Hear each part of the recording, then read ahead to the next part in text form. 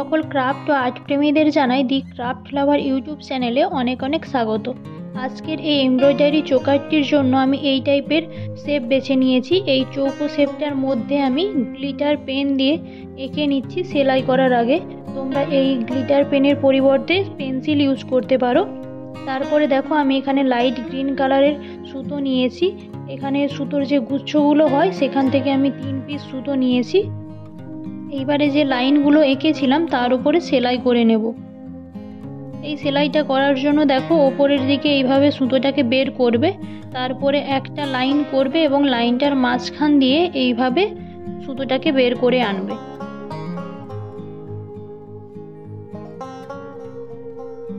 তারপরে আবারও একটা লাইন করব এবং লাইনটার মাঝখান দিয়ে আবারও সুতোটাকে বের করে আনবো।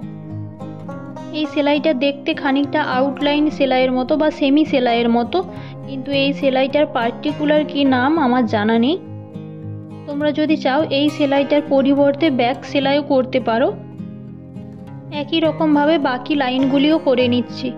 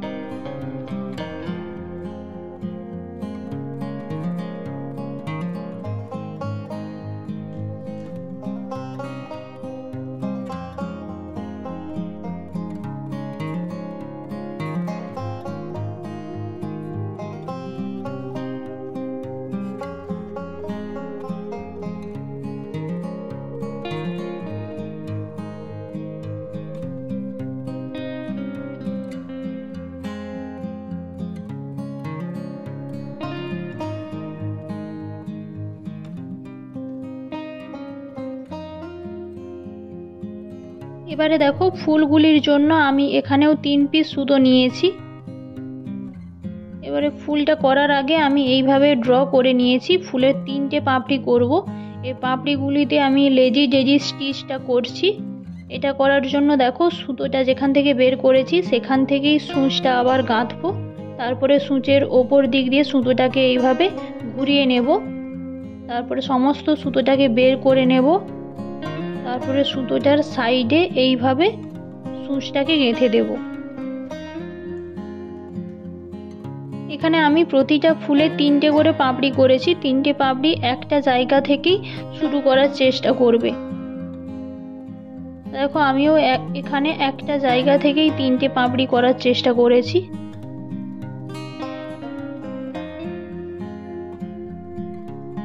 এই ফুলগুলোতে আমি 2টো কালার ইউজ করেছি, একটা লাইট পিঙ্ক কালার আর একটা হচ্ছে ডার্ক পিঙ্ক কালার।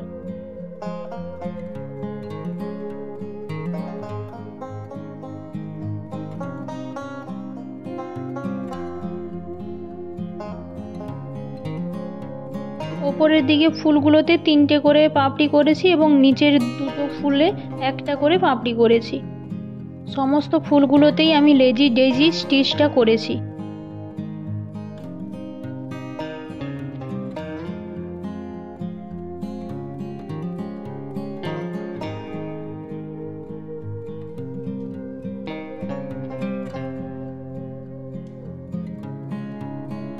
এইরকম টোটাল 7 পিস করতে হবে।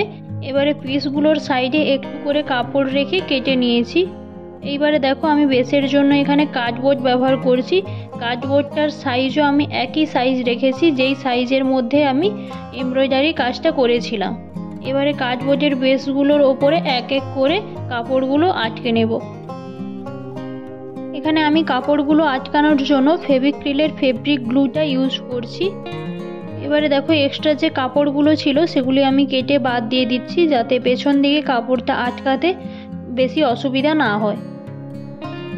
এই টাইপের চৌকো শেপে পেছনের দিকে এক্সট্রা কাপড়গুলো আটকানোর জন্য দেখো এক্সট্রা যে কাপড়গুলো ছিল সেগুলোর ওপরেও একটু গ্লু লাগিয়ে নেবে। তারপরে দেখো এই রকমভাবে এক সাইড ভাঁজ করে নেবে। তারপরে এই রকম তার ঠিক অপোজিট সাইডটা এইভাবে ভাঁজ করে নেবে। এই রকম করতে একটু টাইম লাগে, কিন্তু জিনিসটা ভালোভাবে আটকে যায় পেছনের দিকে, আর ফিনিশিংও হয় ভালো রকমভাবে।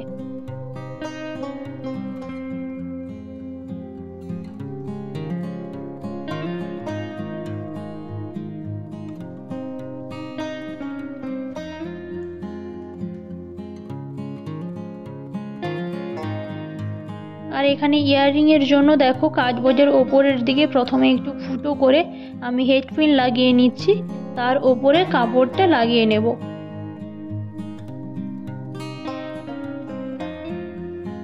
ইয়াররিংয়ের জন্য 2 পিস এবং চোকারের জন্য এখানে 5 পিস লাগবে।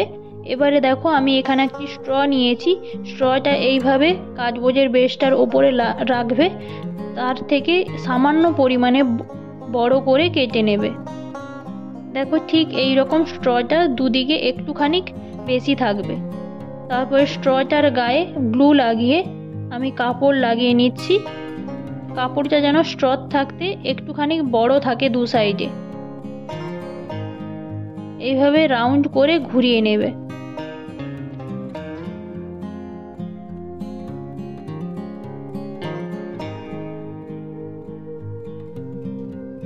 এবারে স্ট্রর গায়ে যে এক্সট্রা কাপড়গুলো ছিল সেগুলো দেখো ঠিক এই রকম পজিশনে কেটে নেবে কাঁচি দিয়ে।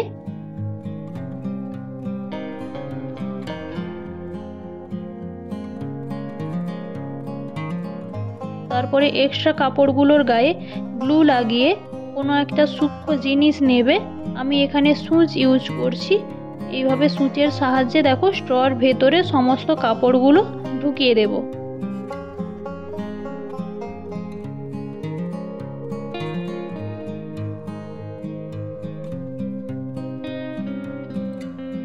অন্য সাইডটাও একই রকম ভাবে করে নেব।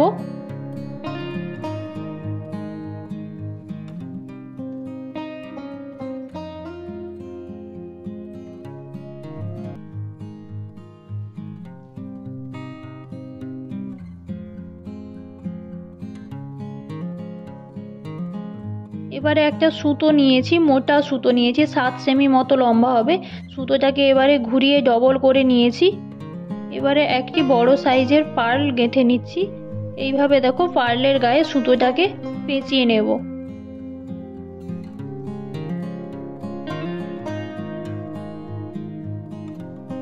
এখানে দেখো কোনটা কত পিস লাগবে আমি দিয়ে দিলাম, দেখে নাও। তারপরে ফুলের দিকটাই এইভাবে গ্লু লাগিয়ে পার্লটাকে অ্যাড করে দেব। পার্লের যে দিকটা সুতোটা দেখা যাচ্ছে সেদিকটা পেছন দিকে রাখবে।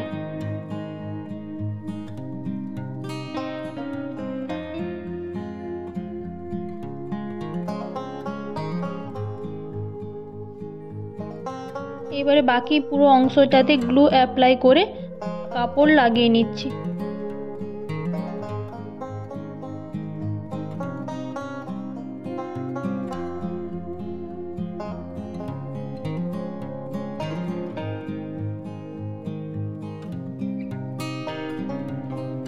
এবারে স্ট্রটার গায়ে গ্লু লাগিয়ে ওপরের দিকে লাগিয়ে নিচ্ছি। এইরকম টোটাল 5 পিসে করব, ইয়াররিংয়ে এইটা ব্যবহার করছি না। এবারে ইয়াররিংয়ের ব্যাক সাইডে কাপড় লাগানোর আগে দেখো কাপড়টার গায়ে এইভাবে ফুটো করে নিচ্ছি, যেখানটার কাছে আমি হেডপিনটা ঢোকাবো। তারপরে পুরোটা গ্লু অ্যাপ্লাই করে কাপড়টা লাগিয়ে নেবে। একই রকমভাবে অন্যটাও করে নিতে হবে।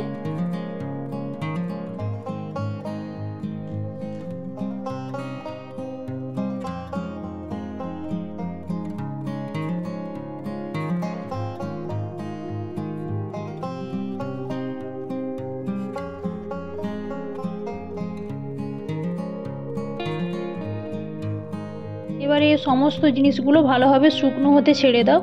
এখানে আমার ইয়াররিংটা করা কমপ্লিট হয়ে গিয়েছে। এবারে চোকারটার জন্য আমি এই টাইপের ব্যাক ডরি ব্যবহার করছি, 2 মুখওয়ালা। এইরকম যদি তোমরা বানাতে না জানো তাহলে আমাকে কমেন্টে জানিও, আমি ভিডিও দেওয়ার চেষ্টা করব। তারপরে দেখো আমি এখানে একটা মোটা সুতো এবং সুচ নিয়েছি, আর কিছু পার্ল নিয়েছি। আর এই পার্লগুলো যে লকেটের বেসগুলোর নিচে যে লাগিয়েছিলাম তার থাকতে একটু ছোট সাইজের নেবে। প্রথমে 6 পিস পার্ল গেঁথে নিচ্ছি, তারপরে একটি করে বেস আর একটি করে পার্ল গেঁথে নেব এবং শেষে আবারও 6 পিস পার্ল গেঁথে নেব।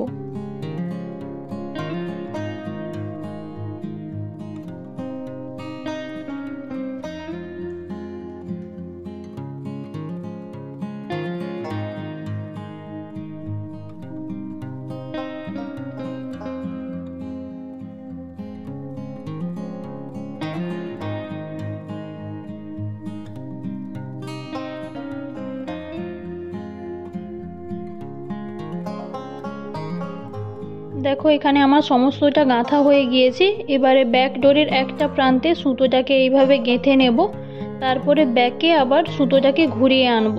তোমরা প্রথমেই ডবল করে সুতোটাকে গেঁথে নিতে পারো। আমি এখানে যে পার্লগুলি ব্যবহার করেছি তার মাঝের ছিদ্রটা খুবই সূক্ষ্ম ছিল, তার কারণে আমাকে এইভাবে ঘুরিয়ে আবার গাঁথতে হচ্ছে। তোমরা যে পার্লগুলি ব্যবহার করবে তার ছিদ্রটা যদি একটু বড় সাইজের হয় তাহলে প্রথমেই ডবল করে সুতোটাকে গেঁথে নেবে, এইভাবে আর ঘোরাতে হবে না।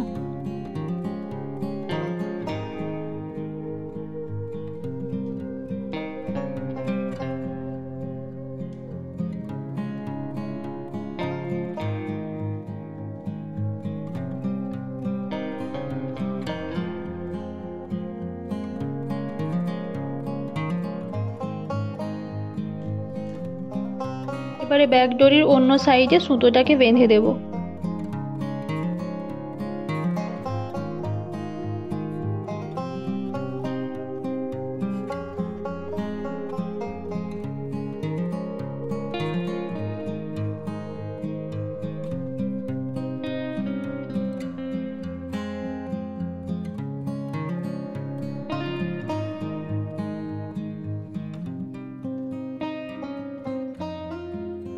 যদি তোমাদের এই ভিডিওটি ভালো লেগে থাকে তাহলে প্লিজ লাইক করো এবং তোমাদের মতো গয়না প্রেমীদের সাথে শেয়ার করো। ধন্যবাদ ভিডিওটি দেখার জন্য।